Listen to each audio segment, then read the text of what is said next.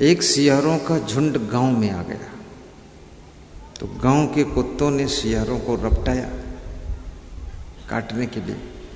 कुत्ते इतने नासमझ होते हैं, उनके मूड की बात है, किसी को भी रपटा सकते हैं। तुमको भी रपटा देंगे किसी दिन तुम्हारे घर के कुत्ते ही और तुम बहुत जोर से भागोगे तब बच पाओगे। और तुमको भी बड़ा आश्चर्य होगा कि हमारे ही कुत्ते हमको ही रपटा रहे। फिर तुम ऐसा नहीं सोचोगे कि इनको परिचय बता दें, हम घर ही के मालिक हैं, रुको रुको, इतना बताओ उतनी देर में तो काट लेंगे इतना उनका मूड है तो कुत्तों ने सियारों को रपटाया, सियार जोर से भागे। सियार बहुत डरपोक होता है, इसलिए सियार कभी अपनी पूंछ ऊपर करके नहीं चलता है। वो बेचारा अपना सिग्नल नीचे ही रखता है कि भाई हम ऐसे ही डरे हुए छोड़ दो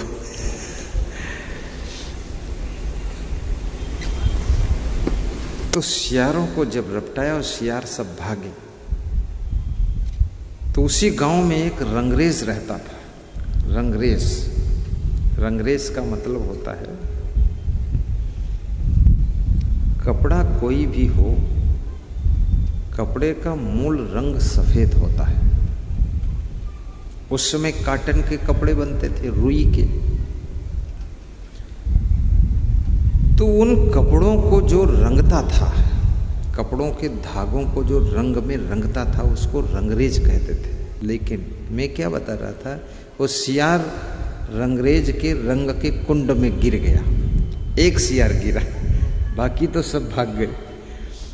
और सियार ऐसे होते हैं ना, 50 सियार हो, 100 सियार हो, उनको कोई रपटाए तो सब सियार पूरी ताकत के साथ अपने अपने को बचाकर भागते हैं। कोई सियार पीछे रह गया उसका फिक्र नहीं करते। उनको तो यही टेंशन है कि हम बच जाएं, बस यही बहुत बड़ी बात है। पीछे वाले को देखोगे तो हम ही पकड़ जाएंगे कहीं।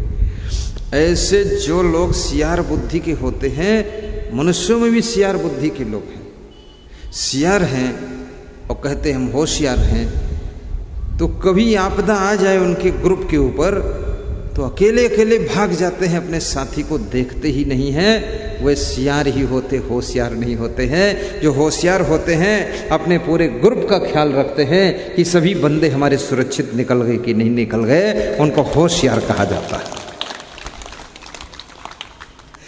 ये सही बात बताओ तो हंसी आती ही है, बिल्कुल छू जाती बात तो। और कोई शर्माना मत, हंसना। शर्माने का अर्थ ये नहीं कि बेशर्म हो जाना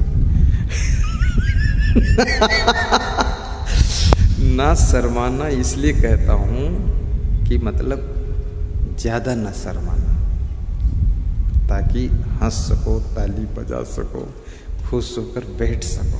ठीक, चलो सीधे हो जाओ, सीधे बैठो।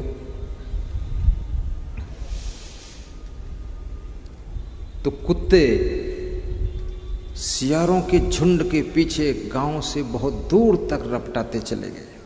और सियार इतनी स्पीड से भागे कि कुत्ते सियार को पकड़ नहीं पाए, निकल गए सब कुत्ते निराश होकर लौटे कि दांव खाली चला गया। और जब कुत्ते लौटे तो कुत्ते सब छितर-बितर हो गए।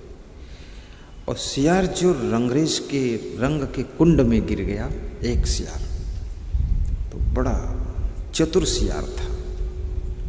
उसने सोचा कि साथी तो सब चले गए, भाग गए, अब अकेले हम यहाँ रंग के कुंड में गिर गए।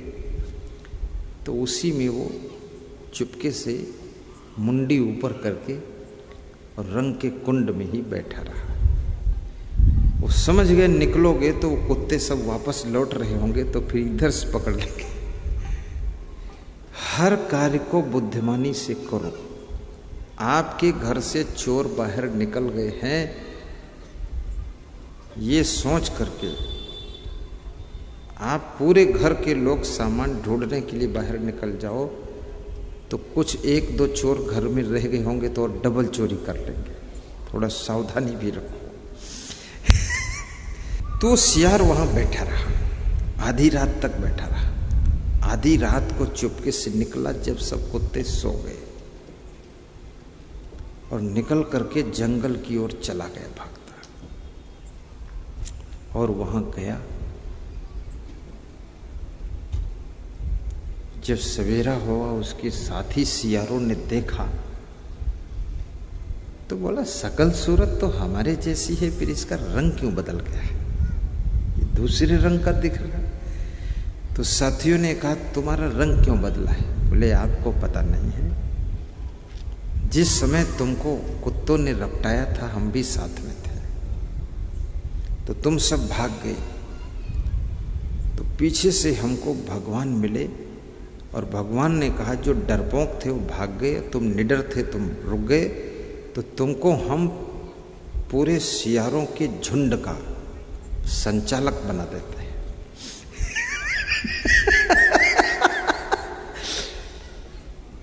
बड़ी होशियारी से बात जमाई और भगवान ने कहा है कि तुम सभी सियारों का नेतृत्व करोगे। बोले, ठीक है भाई, जब भगवान ने आपको, इसलिए मेरा अलग रंग कर दिया है ताकि पहचान हो सके ये सियारों के झुंड का संचालक है, अलग कलर। सब सियारों ने स्वीकार कर लिया और सुबह शाम उसको नमस्कार करने लगे कि भाई हमारे संचालक साहब है ये। अब वो सियार बड़ा खुश हुआ, तो उसने मन में एक दिन गणित बिठाई कि एक बार गांव की तरफ गए और रंगरेज के रंग के कुंड में गिर गए और थोड़ी सी बात बनाने की कला आ गई, तो हम सब सियारों के संचालक बन गए, आज मेरा मान सम्मान हो गया। तो दोबारा अगर फिर हम सब लोगों को गांव की तरफ ले जाऊं और फिर कहीं ऐसा कुछ अद्भुत घटना हो जाए तो हो सकता पूरे जंगल का संचालक बन जाऊं, सभी जंगल के पशु पक्षी हमारे अंडर में रहेंगे। तो एक दिन उसने सियारों से कहा कि भगवान ने आकाशवाणी किया है कि सभी सियार गांव की तरफ घूमने चले शाम को। तो सब सियार गए। जब सब सियार गए और वही टाइम था,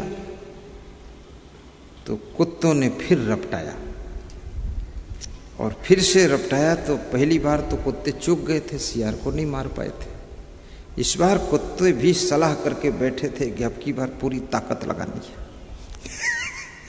पूरे गांव के कुत्ते एकजुट हो गए। ऐसे तो गांव में हर मोहल्ले के कुत्तों का एरिया बटा रहता है, और एक मोहल्ले का कुत्ता दूसरे मोहल्ले में पहुंच जाए तो दूसरे मोहल्ले के सारे कुत्ते उसको पकड़ के नोचते हैं, इधर आए क्यों, ये नेपाल बॉर्डर है, ये पाकिस्तान बॉर्डर है, तुम कहाँ हिंदुस्तान से आ गए, उसको नोच डालते। लेकिन जब गांव के ऊपर कोई बड़ा बात हो जाता है तो गांव के सारे कुत्ते एक हो जाते हैं। सारे कुत्ते एक होकर के फिर उसका मुकाबला करते हैं, कोई ऐसी बात हो जाए, क्योंकि अब उनको लगता है कि हम सब खतरे में हैं, तो सब कुत्ते एक हो जाते हैं। दूसरी बार जब सियार उस गांव को गए, कुत्तों ने फिर रपटाया, तो सब सियार भागे। अब जो सियारों का संचालक बना था मुखिया, तो मुखिया जी की यह पोल खुली। सबने कहा, मुखिया जी कंट्रोल करो भाई, कुछ बताओ, नेतृत्व करो, मार्गदर्शन करो। तो मुखिया ने कहा, मार्गदर्शन यही है कि स्पीड से भागो। तो सभी तो स्पीड से भाग गए, और मुखिया को थोड़ा हनक भी थी कि मैं मुखिया हूं, संचालक हूं। तो उन्हीं को कुत्ते रपटा के पा गए, पूरा मुखिया को नोच डाला। जब उनको नोच रहे थे कुत्ते, तो मुखिया जी चिल्ला रहे थे। तो सब सियार अपनी आवाज में बोल रहे थे, मुखिया जी आपको तो भगवान ने हम लोगों का हेड बनाया था, तुम्हारी ये दशा हो रही, कूद काद के भागो। बोले, ये तो झूठ बोलकर हम मुखिया बने थे, वो झूठ की पोल खुली।